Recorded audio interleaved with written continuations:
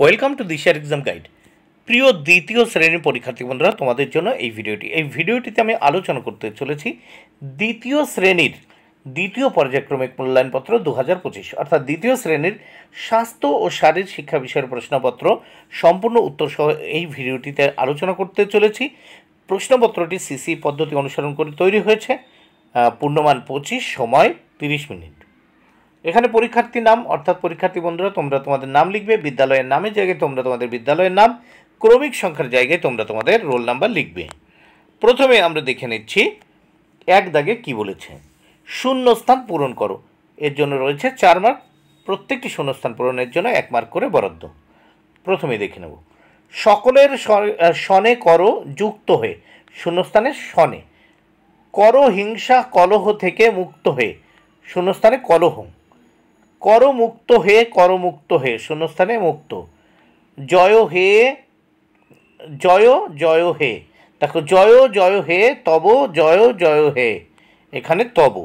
তাহলে সকলের সনে যুক্ত হে, করহিংসা কলহ থেকে মুক্ত হয়ে, করমুক্ত হে, জয় হে তব, জয় হে। এবার আমরা নেক্সট 2 দাগে দেখে নেব। 2 দাগে এখানে আমরা 4টি ছবি দেখতে পাচ্ছি। এই 4টি ছবিতে যাদের নাম হবে সেগুলো লিখতে হবে। এই ছবিগুলি কাদের, তাদের নামগুলো আমরা লিখব। তাহলে কি বলেছে, নিচের ছবিগুলির নিচে তাদের নাম লেখো, মানে যাদের ছবি দেখতে পাচ্ছি। এর জন্য রয়েছে কত, 4 মার্ক, প্রত্যেকটির জন্য 1 মার্ক করে বরাদ্দ। প্রথম ক দাগে এই ছবিটা আমরা দেখতে পাচ্ছি বিশ্বকবি রবীন্দ্রনাথ ঠাকুর, এখানে লিখে দিয়েছি রবীন্দ্রনাথ ঠাকুর। আর খ দাগের ছবিটা দেখতে পাচ্ছি স্বামী বিবেকানন্দ, দেখো এখানে স্বামী বিবেকানন্দ লিখেছি।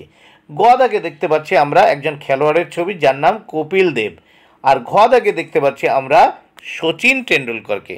তাহলে ক দাগে রয়েছে রবীন্দ্রনাথ ঠাকুরের ছবি, খ দাগে রয়েছে স্বামী বিবেকানন্দের ছবি, গ দাগে রয়েছে কপিল দেবের ছবি, ঘ দাগে রয়েছে শচীন টেন্ডুলকরের ছবি।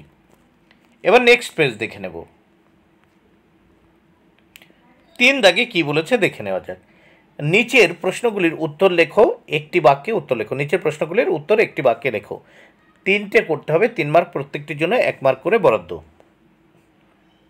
প্রথম 3-এর ক, একটি বিনোদনমূলক খেলার নাম লেখো। উত্তর, একটি বিনোদনমূলক খেলার নাম হলো চোর ও পুলিশ অথবা রান্নাবাটি খেলা, যে কোনো একটা লিখবে। 3-এর খ, একজন মহিলা মনীষীর নাম লেখো। উত্তর, একজন মহিলা মনীষীর নাম মীরাবাই বা লক্ষ্মীবাই, যে কোনো একটা লিখবে। গ দাগে, একটি কুচকাওয়াজের উদাহরণ দাও। উত্তর, একটি কুচকাওয়াজের উদাহরণ হলো কদম তাল বা কদম তোল। ঘ দাগে, একটি মহিলা খেলোয়াড়ের নাম লেখো। উত্তর, একজন মহিলা খেলোয়াড়ের নাম ঝুলন গোস্বামী। 4 দাগে, নিচের প্রশ্নগুলির উত্তর লেখো, যে কোনো 2টি, এর জন্য রয়েছে 4 মার্ক, প্রত্যেকটি প্রশ্নের জন্য 2 মার্ক করে বরাদ্দ। প্রথম কি বলেছে দেখে নেওয়া যাক।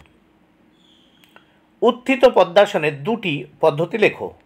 1, প্রথমে পদ্মাসনে বসতে হবে। 2, এবার 2 হাতের তালু দুপাশের উরুর উপর রাখতে হবে। খ দাগে, সমাসনের 2টি উপকারিতা লেখো। উত্তর, 1, এই আসনটি মেরুদণ্ড ও হাতের পেশি দৃঢ় করে। 2, হাঁটু ও পায়ের পাতার নমনীয়তা বৃদ্ধি করে।